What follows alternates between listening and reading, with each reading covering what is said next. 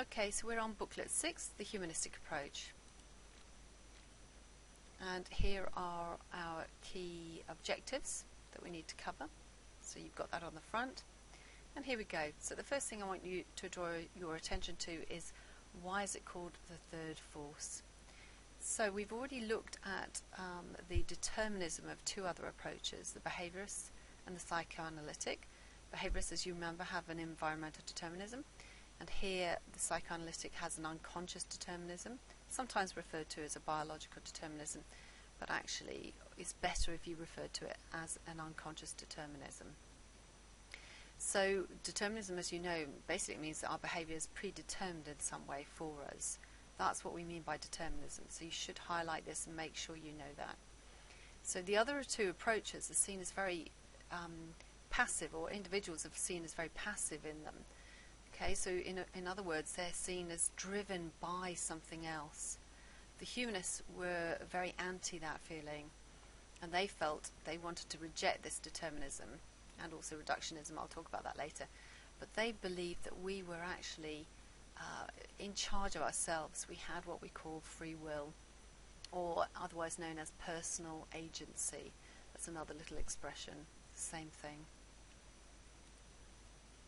So the humanists believe that we're not merely mechanistic robots, merely responding to some sort of other force, whether it be environmental or unconscious. They believe that we have this free will. So they also are very much against the idea that psychology should be scientific and objective. Okay, they believe that we should be studying humans subjectively. But in terms of the free will, it is really against this determinism. That's the bit that you need to say. Humanists also, we'll talk about these in a moment, but there's something called the phenomenological approach. Okay, so just try and say that, phenomenological. It's a great word. What does it mean? It means focusing on a person's subjective view of the world. Okay, now this is quite key. They believe that what's more important is that subjective view, rather than how they express it, objective reality.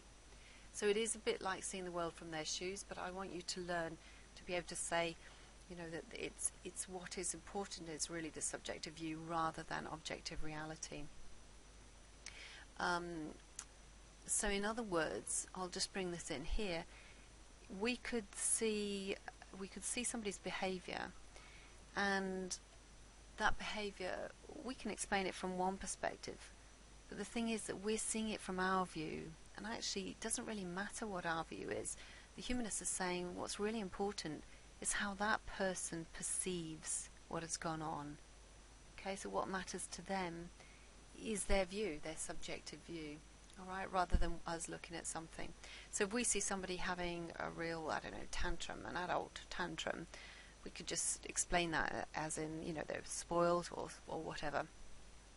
But actually, it could be just that the person it's the last straw for somebody.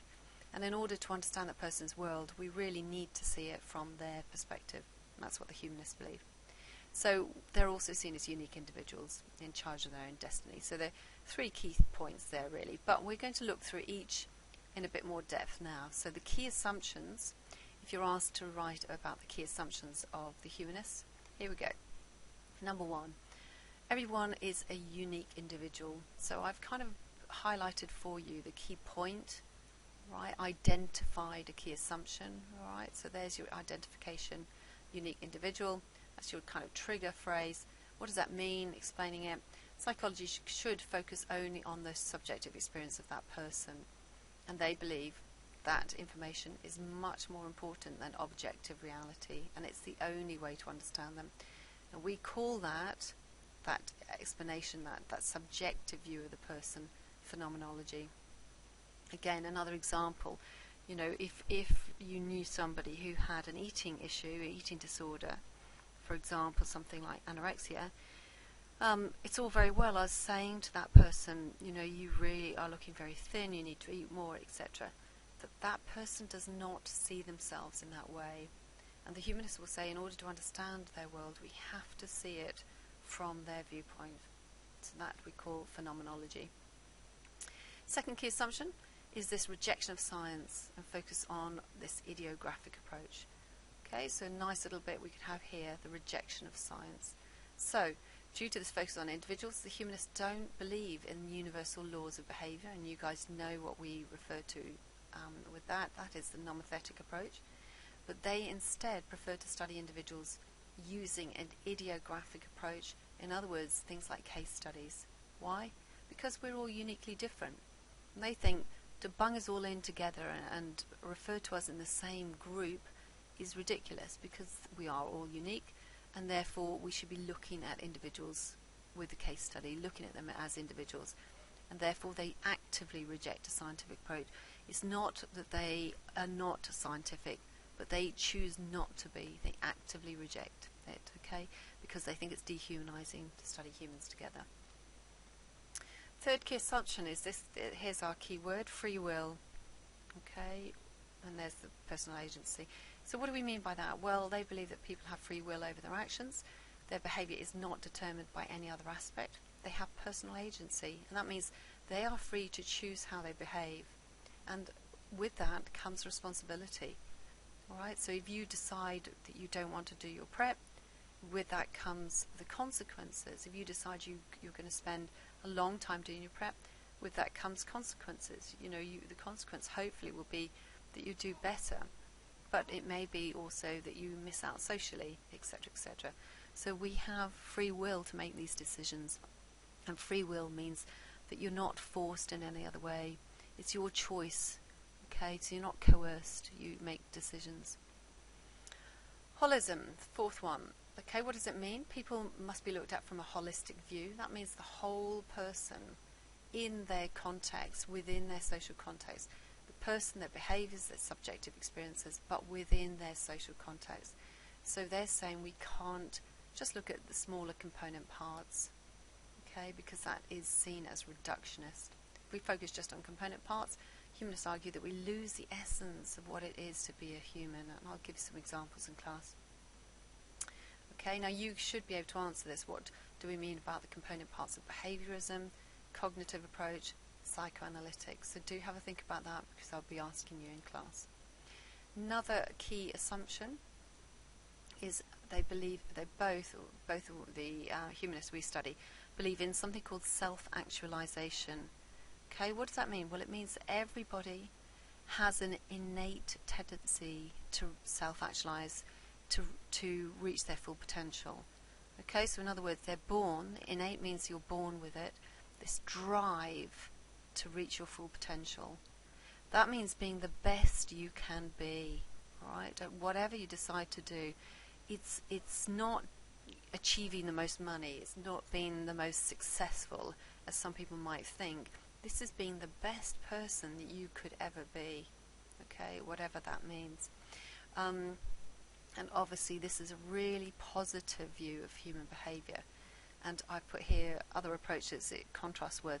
Well, if you remember, Freud believes that we're driven by our id, and therefore id, as you know, is really a very selfish, aggressive part of us, and so that's quite a negative view. Activity that we're going to do in class is that. Okay, and obviously there is a bit of an issue with this. So this self-actualization, often it's criticised as being a very vague concept, which is difficult to define. You know, what does it actually mean by reaching your full potential? How do you know, how do you measure that somebody has? How do you know when somebody has? Okay, so even if you think of some fantastic athlete who's got 4, gold medals at the Olympics, well, possibly they could have gone on to do even better. Okay, so it's something that we'll consider. And there's there's Carl Rogers, the first humanist that we're going to have a look at. So 2 humanists we need to study, Carl Rogers and Abraham Maslow. And if we have a look at Rogers' therapy and his theory first.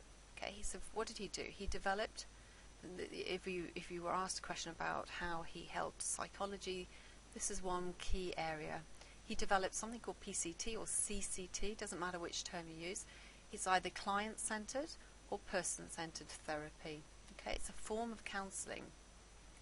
And it recognizes that every client has within him or herself, the resources for understanding themselves, for improving themselves, for making them, the best person that they can be, and that we can try to help them. If you can sit with a therapist, you can tap into that and help them by not making any judgments about them, but giving them the right non-judgmental atmosphere. So that they focus very much on the present, not the past, like Freud did. And Rogers would treat a client in therapy with something called unconditional positive regard. And the idea behind that was to try to increase and restore their positive self-worth. Okay, so the principle behind it is with CCT or PCT, you are not, when you go to therapy in this way, the therapist does not tell you what to do. The therapist is just giving you a facilitating atmosphere to try and get you to sort out your own problem. Okay, now the key thing I want you to take away from this is that the therapist is just helping the individual to sort out their own life, and I'll show you an example of that with Gloria. Okay, therapist is literally just a mirror reflecting back the thoughts and feelings of the client, providing positive regard but not giving advice. And sometimes people who watch this therapy in practice find it very frustrating because they want the therapist to give advice, but that goes against their whole principle. They believe it's not up to them to give advice, because how can they? This is somebody else's life. So they believe it's up to the patient, the client, to actually find out for themselves what they should be doing. So we'll do a little exercise there on finding the differences between those two. Another key thing with Rogers is the concept of self. So Rogers thought that self was made up of different parts. We can talk about here the ideal self and the real self. The ideal is the person you want to be. The real is the person you are. Okay, nice little image here. People experience problems in life where their concept of themselves, so their real self, is not in balance with the image of what they want to be. In other words, their ideal self. Now the key word I want you to use here, be able to use, this imbalance is called incongruence. Okay, congruence is balance, incongruence, imbalance. So for example, your real self might be that you're very quiet and reserved, but your ideal is you want to be that life and soul of the party. And unfortunately, this discrepancy, this imbalance between the two, can lead to feelings of conflict, and also lead to what Rogers termed maladjustment. All right, so emotional issues, really, behavioural issues. Rogers in his therapy attempted to help people to actually achieve that congruence and close the gap. And this congruence leads to satisfaction with life, and he said it would lead to self-actualization. So in other words, with Rogers, closing this gap between the real and the ideal is what will get you to self-actualize. Now that's important, that little concept there, because it's in contrast to Maslow's view. Rogers also believed there were two types of people. You were either fully functioning, okay, in other words, you achieved congruence, or you were maladjusted, so you didn't achieve congruence. Okay, so going on, number 3, unconditional positive regard. So Rogers believed that in childhood and actually in the rest of our lives, we need lots of love from people, but actually, really importantly, we need this unconditional regard or unconditional love. And Rogers believed in particular that it was the love, this unconditional love of the mother, that's essential for having a well-adjusted child who becomes a well-adjusted adult. So, but unfortunately, what he believed was that lots of parents place these conditions on us, and these are called conditions of worth. And basically, these conditions are conditions that you need to meet in order to get unconditional love, positive praise, and so on. So, as children, we're praised for lots of things. And Rogers believed that actually a lot of the problems and mental distress and mental illnesses that we face are because we've had these conditions placed on us as children. So we have not received enough unconditional love. So conditions of worth are conditions the child needs to meet in order to receive this unconditional love. So I'm just going to repeat that. because that's a key point, and it's actually something that crops up regularly in exams. What do we mean by conditions of worth? They're conditions the child has to meet in order to actually get unconditional love. So Rogers, what's great, what's good, what's bad about Rogers' theory? So positive, he received loads of honorary and awards, okay, lots of degrees, lots of awards. So people recognised that what he'd done was very good, and what he contributed to psychology was fantastic. Okay, so he did receive lots of awards, and we can say that's a great thing. However, and it's a recognition of his work. However, one of the criticisms is that he believes that we fit into two groups: fully functioning or maladjusted. Okay, and most people say, actually, you can't fit all people into those two groups. It's just too basic. It's too narrow a view of humans, and there must be some sort of continuum of categories rather than just two distinct categories. Okay, so we will have a look at the questions. We'll do work on that. The next thing I want you to do is have a look at Maslow. Maslow believed that all humans have needs that need to be met in order, again, to achieve your full potential. So his view is different to Rogers. Look at this. We have needs that you have to meet, and if you meet those, you eventually self-actualize. Okay, so reaching your full potential. So what I want you to do is, in your textbook, have a look at Maslow's hierarchy of needs and draw it here. Okay, the top need, self-actualization, is seen as the growth need. Maslow said that in order to be fully functioning, the other needs need to be met, and these are called deficiency needs. Okay, but with Maslow, only when you meet a lower need can you then move on to the next one. And he said that if a lower need isn't met for some reason, even though you generally can move on, basically you will have some sort of deficiency, really. You will have either a mental or physical deficiency, okay, which will be very harmful for you physically, for your body, so you could possibly die, but also if you don't, and there'll be self-esteem issues and so on and so forth. Lots of information on this. Some of you in business studies and economics might also cover it. Actually, to be honest, we just need to have a little bit of detail, just so we could mention the hierarchy of needs, possibly have an image in your mind, talk about a couple of the levels of the hierarchy, okay, and be able to talk about the growth need at the top, and again, in order to be fully functioning and self-actualize, you have to meet the needs at each level before you go on.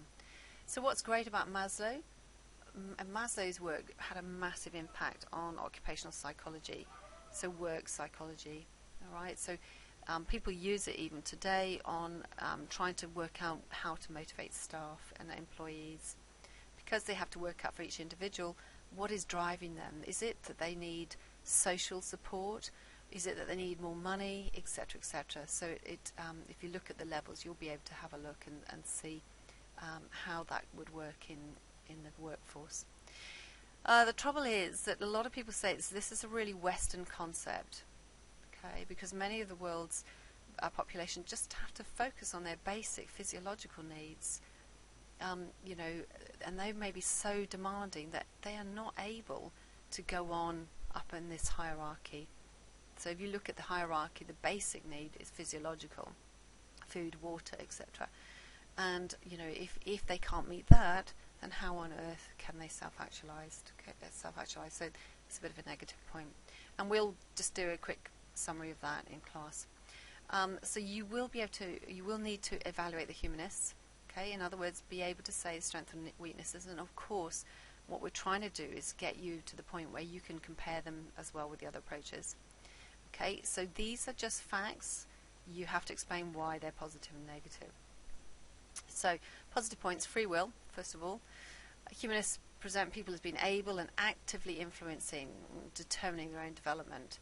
And that means everybody is responsible for his or her actions, all right, and for their own personal growth. So that's just a fact, AO1. But this is seen as more positive than maybe you could say the behaviourists, because the behaviourists see us as merely passively responding, and psychodynamic just see us as merely responding to the unconscious id. So this is much more positive because it's a really positive slant on human behaviour. We are in control, to try to bring that across. Second real advantage of this approach really is to see us as unique individuals. Right? Humanists place a real value on the subjective experience of the person and, you know, their own subjective interpretation of life. So we call that phenomenology, if you remember. So they believe that you can't make generalizations between people. So why is that positive? Well, it's positive because it's a really lovely image, you know, of humans, that we are unique and that we should treat people individually, and we should be looking at people's own viewpoint, because it's only really from looking at their own viewpoint that you can fully understand why they behave in certain ways. So that's seen as a very positive thing. Thirdly, very positive, this holistic view, because actually, I'll talk about that in class, but holism sees and deals with the whole person, okay, their life here and now, instead of just reducing our behaviour just to stimulus-response links, or just mediating factors, or just past experience. Right? Mediating factors may be like the cognitive approach, past experience, like Freud, etc. The psychodynamic approach. So holism sees the whole person, and a lot of people argue that actually you need to know the person in their social context to really understand why they are behaving the way they do.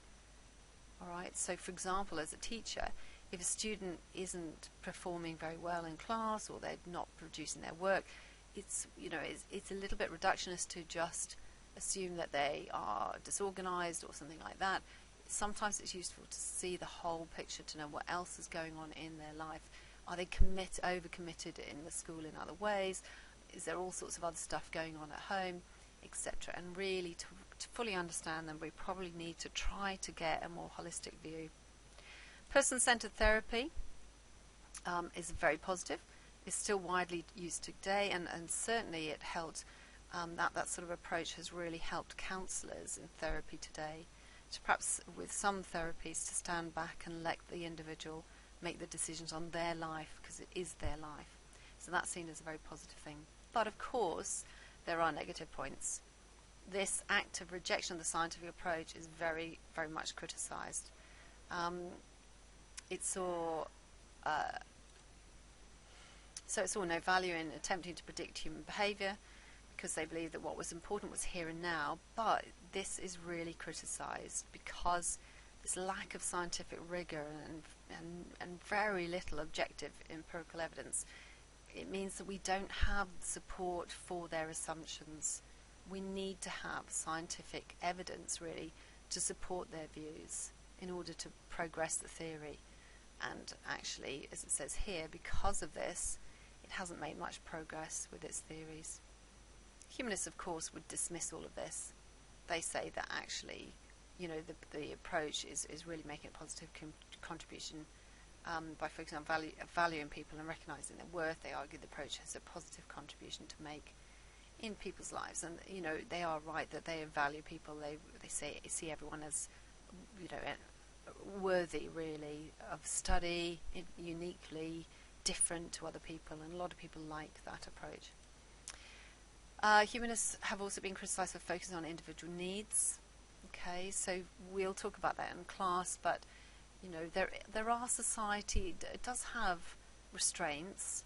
Society does have expectations. If we literally all did what we kind of wanted to do, it wouldn't be beneficial necessarily for society. And some cultures allow more individual freedom than others, but that's what we'll discuss that a little bit more in class. And then this problem with self-actualization.